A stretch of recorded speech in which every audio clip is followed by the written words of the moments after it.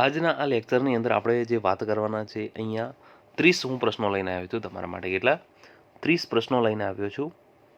એટલે કે જે તમારું એલઆરડીનું પેપર હોય છે, જેની અંદર મેથ્સ રેટિંગનો જે 80 માર્ક્સનો પાર્ટ હોય છે, એની અંદર 30 માર્ક્સના જે મેથ્સના પ્રશ્નો હોય છે.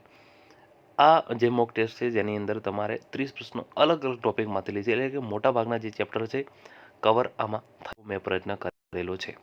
હવે તમારી મરજી છે કે તમે 1.5 કે 1.25ની સ્પીડ કે 2x ની સ્પીડ પર જોઈ શકો છો, જે રીતે તમને સમજાય એ રીતે.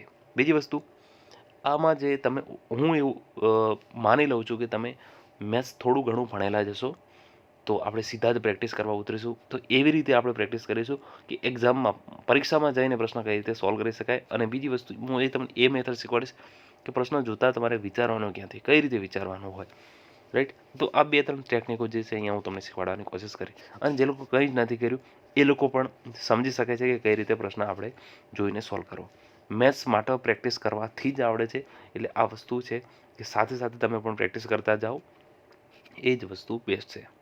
વધુ માહિતી માટે આપણે ટેલિગ્રામ ચેનલ છે ત્યાં પણ તમે જોઈન થઈ શકો છો. ત્યાં સતત હું તમને અપડેટ આપતો રહીશ અને પ્રેક્ટિસ માટે પણ ત્યાં પ્રશ્નો તમને મળતા રહેશે. સાથે ચેનલ જરૂરથી જોઈન કરી શકો છો, એટલે કે સબસ્ક્રાઈબ કરી શકો છો. બેલ આઇકન પ્રેસ કરો એટલે કે તમને સૌથી પહેલાં અપડેટ પણ મળી રહે.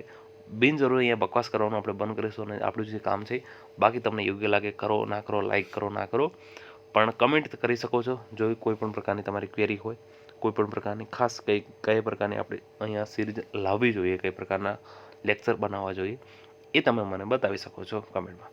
ચલો હવે વાત કરીએ પોઈન્ટ 333ને અપૂર્ણાંક સ્વરૂપમાં કઈ રીતે લખાય. જો પોઈન્ટ 333 છે, મારે શું કરવાનું છે? અપૂર્ણાંક. ઓપ્શન હું ચેક કરી લઉં. ચલો બીને જુઓ, 3/10 છે, તો 3/10 ને તો 3/10 છે તો 0.3 જ લખી શકાય, તો આ તો નહીં આવે. 33/100 એ જ રીતે જે 3/10 સાથે થયું તો 0.33 આવ્યું, તો આપણને વધ્યું શું? એ અને ડી. ચલો 1/33 આમાં કોઈ સેન્સ બને છે નહીં, પણ 1/3 છે. યસ, કે 0.333 આ વિધમ વધતા જશે, તો ઓપ્શન એ મારો સાચો ઉત્તર અહીંયા મને મળતો હોય એવું લાગ્યું. બે સંખ્યાઓનો ગુણાકાર છે 216 અને તેમનો ગુસા છે 6, તો લસા શોધવાનો. જો આના માટે એક ફોર્મ્યુલા છે. શું છે? એક્સ એટલે એક સંખ્યા ગુણ્યા વાય એટલે બીજી સંખ્યા, બંનેના ગુણાકાર, એલસીએમ એટલે કે લસા, એચસીએફ ગુસા. આ શું છે? ફોર્મ્યુલા. ચલો એક્સ અને વાયનો ભેગું મસાલો આપ્યો છે 216. એલસીએમ મારે શોધવાનો છે, એચસીએફ મને આપેલો છે 6, તો 216ને હું 6 વડે ભાગીશ એટલે મને મળશે 36. એ મારો શું થયો? 36 એ મારો એલસીએમ થયું, એટલે કે લસા જે છે મારો 36. જો એની આવક બી કરતાં 25% વધુ હોય તો બીની આવક એ કરતાં કેટલા ટકા ઓછી હોય? જો આના માટે એક યુનિવર્સલ ફોર્મ્યુલા છે. ક્યાં શું છે? કે આર ભાગ્યા વધુ છે તો પ્લસ કરવાના. કોની અંદર? 100 + આર, કૌંસની બહાર કરવાના 100.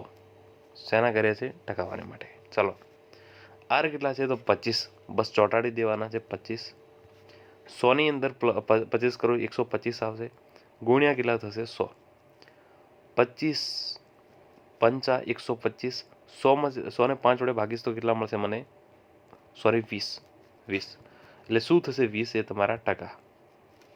20% એટલે કે ઓપ્શન બી. જો √10ની અંદર મસાલો આપ્યો છે √25 + √21.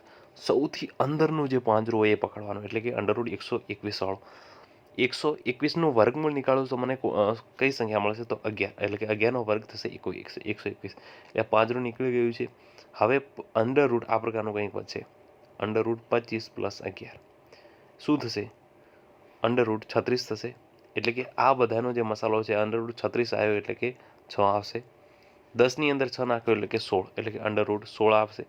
√16 કોનું વર્ગમૂળ નીકળશે? 4. 4નો વર્ગ થશે 16, એટલે √16નું વર્ગમૂળ થશે તમારું 4. Option B. 1200 અને જે ABC વચ્ચે 2:3:5ના પ્રમાણમાં વેચવામાં આવે તો બીને કેટલા રૂપિયા મળે? દેખો 2 3 5 5 5 10. ટોટલ કેટલા થશે 10x બરાબર 1200. તો x બરાબર કેટલા થશે 120. હવે અહીંયા શું થયું કે બી કેટલા છે અહીંયા બી એટલે વચ્ચેની સંખ્યા છે 3x. x મને મળેલા છે 120, તો બી એક્સ મળશે મને 360. 360 છે ઓપ્શન બીમાં. 7 ક્રમિક સંખ્યાઓની સરેરાશ 20 છે, તો તેમાંથી મોટી સંખ્યા કઈ છે? જો યાદ રાખજો, અહીંયા વધારે પ્રકારના ફોર્મ્યુલા લગાવશે એ મિનિંગલેસ વસ્તુઓ છે. તો શું કરવાનું છે? તો પહેલાં સરેરાશ સંખ્યા જે છે અહીંયા મેં લગાવી દીધી. કેટલી સંખ્યાઓ છે? એવી 7 છે.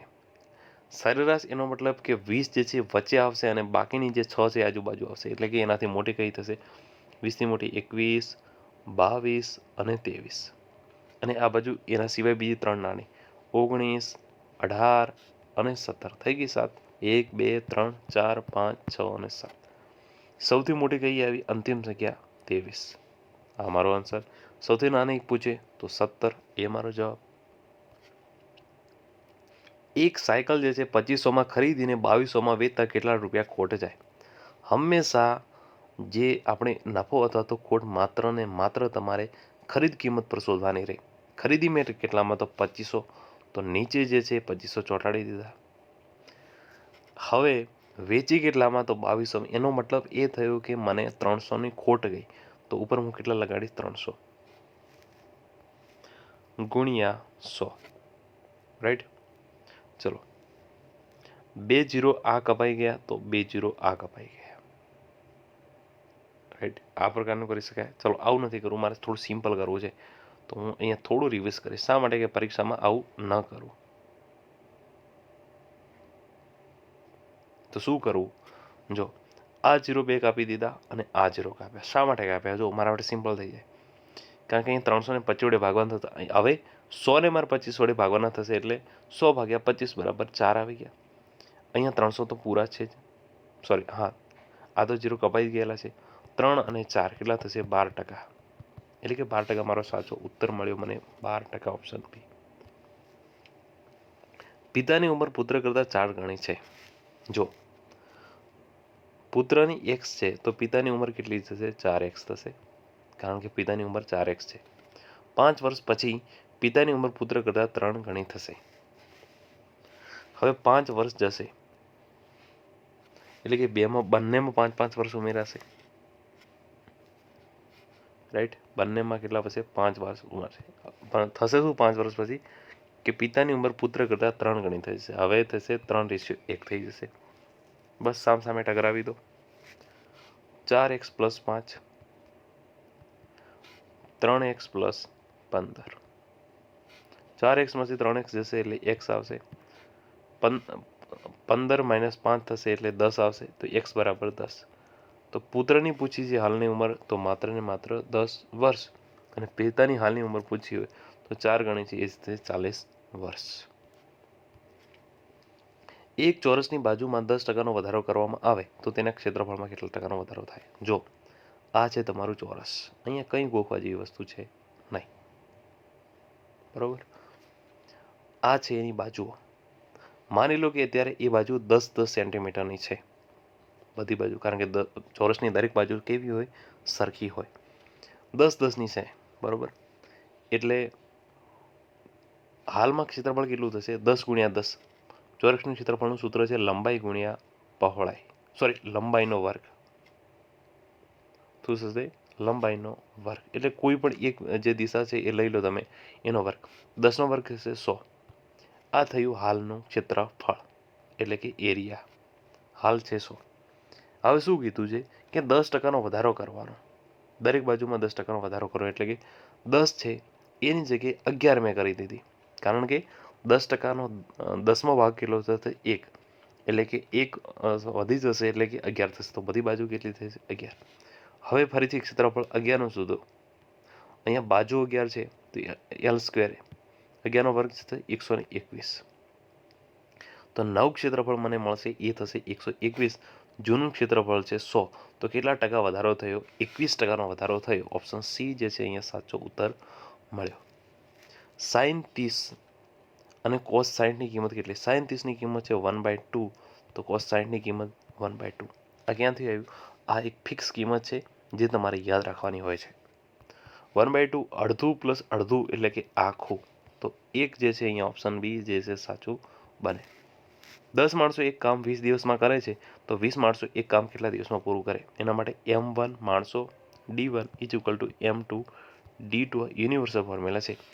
m1 એટલે પહેલા માણસો 10, d1 એટલે એ જ દિવસોમાં 20, m2 એટલે કે ફરી માણસો 20 અને d2 મારે છે શોધવાના. તો 20 તો કપાઈ ગયા, તો વધ્યા શું? 10, તો 10 દિવસ લાગશે. જોતા જ ખબર પડે કે 10 માણસો 20 દિવસમાં કરે તો માણસો અહીંયા વધી જશે, તો ટાઈમ થઈ જશે અડધો. એ જે છે એક ટાંકી જે 4 કલાકમાં ભરે છે અને બી જે નળ છે એક ટાંકી 6 કલાકમાં ભરે છે. બંને એક સાથે ખોલતા ટાંકી કેટલા સમયમાં ભરાશે? જો શું કહે છે, હવે 4 છે અને 6 છે, બંનેનો લસા મારે લેવાનો થાય. તો હું 4 અને 6નો એક લસા લઈશ તો નોર્મલી મને મળી જશે, એ જ લસા મળશે 12, રાઈટ. બંને સાથે ખોલવાનું એટલે કે 4 તરી 12 અને 6 દુ 12, 3 અને 2 એટલે કે ટોટલ યુનિટ જે એ છે એ 3 યુનિટ કામ કરશે, બી છે એ 2 યુનિટ 1 કલાકમાં ભરશે, એટલે ટોટલ કેટલું? 1 કલાકમાં 5 યુનિટ કામ થશે તમારું. તો 12/5 આવ્યા. ચલો 12/5ને હું બીજી રીતે લખી શકું. કઈ રીતે? 12/5ને ઉપર અને નીચે 2 વડે ગુણી દઈશ, એટલે ઉપર થઈ જશે 24 અને નીચે આવી જશે મારા 10. આવું થશે 24/10. 24/10 એટલે 2.4 પણ કહી શકાય. હા, તો 2.4 કલાક ક્યાં છે? ઓપ્શન બીમાં. એક ટ્રેન 90 કિલોમીટર પ્રતિ કલાકની ઝડપે દોડે છે, તે 10 સેકન્ડમાં કેટલા મીટર અંતર કાપશે? યાદ રાખજો, મીટર શોધ્યું છે અને 10 સેકન્ડ આપી. તો સૌપ્રથમ ફર્સ્ટ સ્ટેપ છે 90 કિલોમીટર પ્રતિ કલાકને આપણે મીટર પ્રતિ સેકન્ડની જે સ્પીડ છે એ શોધવાની. મીટર પ્રતિ સેકન્ડ એટલે નાના એકમ તરફ જવા માટે 5/18 વડે ગુણવા પડશે.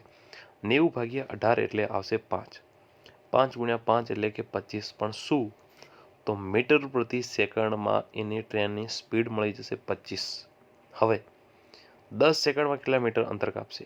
10 સેકન્ડ એટલે 1 સેકન્ડની અંદર જો 25 મીટર અંતર કાપે તો 10 સેકન્ડમાં કેટલા થશે? 250 મીટર. 250 મીટર એટલે કે ઓપ્શન સી.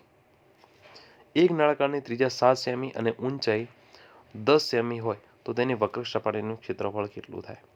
જો નળાકાર છે એની વક્ર સપાટીનું ક્ષેત્રફળ કેટલું હોય? 2πr/h. આ શું છે? ફોર્મ્યુલા છે.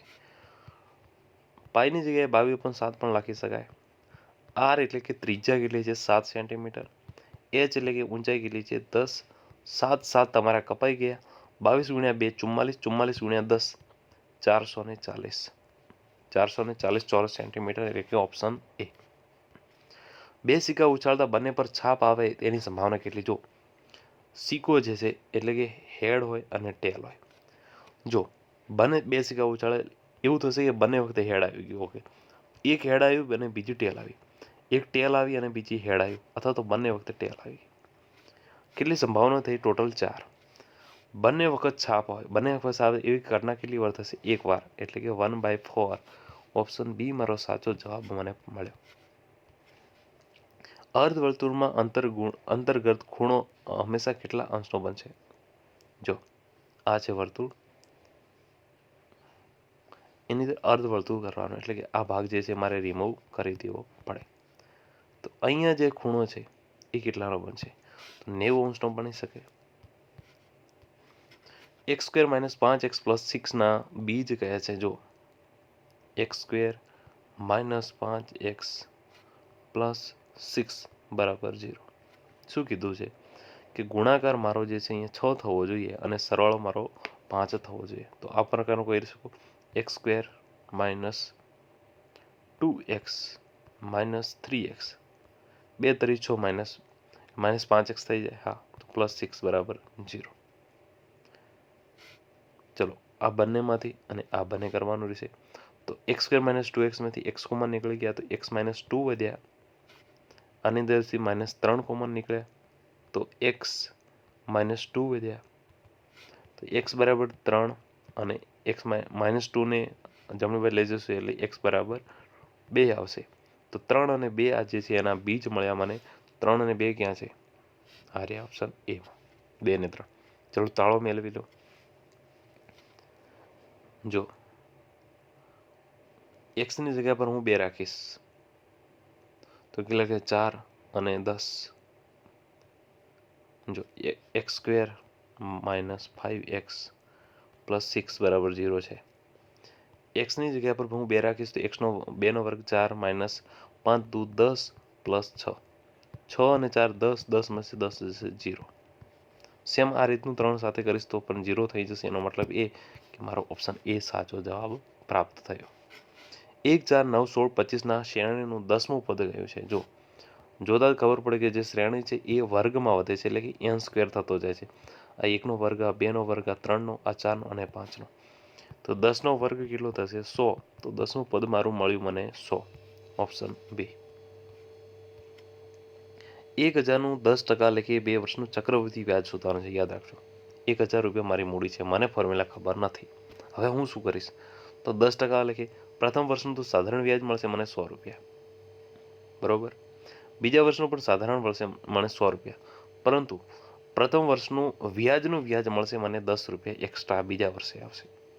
તો 100 + 100 200, 200 + 10 210 જે છે મને જવાબ અહીંયા મળશે. એટલે કે મારું જે વ્યાજ છે 210 રૂપિયા મળશે. log 10 1000ની કિંમત કેટલી? જો 1000 ને 10⁻³ પણ લખી શકાય. હા, તો 3 મારો આન્સર બનશે અહીંયા જવાબ. જો આ પ્રકારના પ્રશ્નો લોગવાળા પૂછાતા નથી, પણ આ તો લઈ લીધા. સમબાજુ ત્રિકોણની એક બાજુ જે છે 6 સેમી હોય તો એનું ક્ષેત્રફળ કેટલું થાય? સમબાજુ ત્રિકોણ છે એનું ક્ષેત્રફળ એરિયા શોધવા માટેનું સૂત્ર છે શું છે? √3/4 a². અજીબ છે પણ યાદ રાખજો સમબાજુ ત્રિકોણ માટે √3/4 a² એટલે શું? બાજુ 1, બાજુ 6 છે, 6નો વર્ગ કેટલો થશે? 36. 36/4 9. તો 9/√3 પણ જવાબ બને ઓપ્શન એ. 0.05 × 0.5 × 5. જો આ જે 0.05 છે એને હું 5/100 પણ લખી શકું તો હા, 5/10 પણ લખી શકું હા, અને 5 આ પ્રકારનું લખી શકું, રાઈટ. આ લોકોને શું કર્યું છે મેં નોર્મલ મેથડમાં કન્વર્ટ કરી દીધા. સિમ્પલ છે. હવે શું કરવાનું? હવે લડાઈ ચાલુ થશે. કઈ રીતની? તો 5 5 25, 25 × 5 125, 5 25 × 125, 125 અને નીચે આવશે 1000. 100 × 10 1000. તો 0 પછી 3 અંક એટલે 0.125 લખી શકાય. તો હા, 0.125 ક્યાં છે? તો ઓપ્શન એ મારો સાચો ઉત્તર મને પ્રાપ્ત થશે. નો કન્ફ્યુઝન, સિમ્પલ. ખબર ના પડી હોય તો પોઝ કરી વિડીયો 10 સેકન્ડ 20 સેકન્ડ રિવીઝ કરીને જોઈ શકો છો. ચલો 27ની અંદર જે અહીંયા જે એક આપેલું છે 27માં 2/3. 27 2/3. જો 27માં 3ની જગ્યાએ 3નો ઘન પણ લખી શકાય. 3નો ઘન કેટલો થશે? 27. અને 2/3 એ જ રીતે રહેવા દો. 3 3 ઉડી જશે તો કેટલા વધે? 3નો વર્ગ. 3નો વર્ગ કેટલો થશે? 9. 9 ક્યાં છે? Option C. 7 કરોળિયા 7 દિવસમાં, એટલે કે M1 D1 તો મળી ગયા. 7 ઝાડ એટલે કે વર્ક કરે છે. વર્ક શામાં આવશે? ભાગાકારમાં, તો ભાગ્યા 7. તો 1 કરોળિયો 1 ઝાડુ ભાગ્યા 1 કેટલા દિવસમાં, એટલે D2 મારે શોધવાના છે. ચલો 7 7 કપાઈ ગયા, 1 1 કપાઈ ગયા, વધ્યું છું 7. તો 7 મારો સાચો આન્સર બનશે ઓપ્શન બીમાં. એક કાટકોણ ત્રિકોણની બે બાજુઓ 5 સેમી અને 12 સેમી છે તો કર્ણની લંબાઈ કેટલી છે? કાટકોણ ત્રિકોણનો નિયમ છે કે કાટખૂણો હોય 90 અંશનો, એમાં એક બાજુ 5 છે, બીજી બાજુ 12 છે. મારે કર્ણ શોધવાનો છે. પાયથાગોરસનો પ્રમેય લાગુ કરતા 5નો વર્ગ 25 થશે, 12નો વર્ગ 144 થશે, 144 અને 25નો સરવાળો થશે 169 અને એ થશે તમારો 13નો વર્ગ. એટલે કે મારે કર્ણની લંબાઈ થશે મને 13 સેન્ટીમીટર. Option A. કઈ સંખ્યાના 15% એ 45 થાય? શું કે 15% એ 45 થાય? જોતા જ અહીંયા અંદાજ આવી જશે. 200 છે એના 15% કેટલા થશે? 30 થશે. તો આ તો ના આવે. 300 છે એના 15% કેટલા થશે? તો 45 થશે. તો હા, તો આ આન્સર બનશે ઓપ્શન બી. 10, 15, 20, 25, 30નો મધ્યસ્થ શોધો. જો નોર્મલ આપણે કરીએ તો 10, 10 ઉડાડી તો લાસ્ટવાળા, આ પણ ઉડાડી તો વધ્યું શું? 20. 20 એ શું થશે? મારો મધ્યસ્થ. 3 વાગે ઘડિયાળના કલાક અને મિનિટ કાંટા વચ્ચે કેટલા અંશનો ખૂણો બનશે? આ મારી છે ઘડિયાળ, રાઈટ. 3 વાગે એટલે કે અહીંયા હશે અને અહીંયા 12 હશે. કલાક કાંટો જે છે અહીંયા હશે, મિનિટ કાંટો જે છે અહીંયા 12 પર હશે. આ એંગલ કેટલો બન્યો? 90 અંશનો. 90 અંશ એટલે કે ઓપ્શન સી. કોઈ રકમ 10 વર્ષમાં સાદા વ્યાજે બમણી થાય છે તો વ્યાજનો દર કેટલો થાય? જો 10 વર્ષમાં શું થશે? બમણી થશે 10 વર્ષ પછી. એટલે કે દર વર્ષે કેટલો વ્યાજ હશે? તો પ્રથમ વર્ષે 10% હોય, બીજા વર્ષે 10% હોય, 10% હોય, એવી રીતે 10 વર્ષ સુધી કેટલા થશે? 100% ટોટલ થઈ જશે. તો હા, તો દર વર્ષે 10% વ્યાજ હશે. 2x² - 3x + 5, તો P1 કિંમત શોધવાની, એટલે કે એક્સની જગ્યાએ મારે શું કરવાનું છે? 1 મૂકી દેવાનો છે. ચલો 2 x² એટલે કે a² આવે છે, -3 એક્સની જગ્યાએ 1 + 5. ચલો 5 અને 2 7 -3 એટલે કે 4. 4 શું છે? મારો સાચો જવાબ. આ હતા મહત્વના પ્રશ્નો જે તમને એક્ઝામમાં ખૂબ જ ઉપયોગી નીવડશે. Thank you.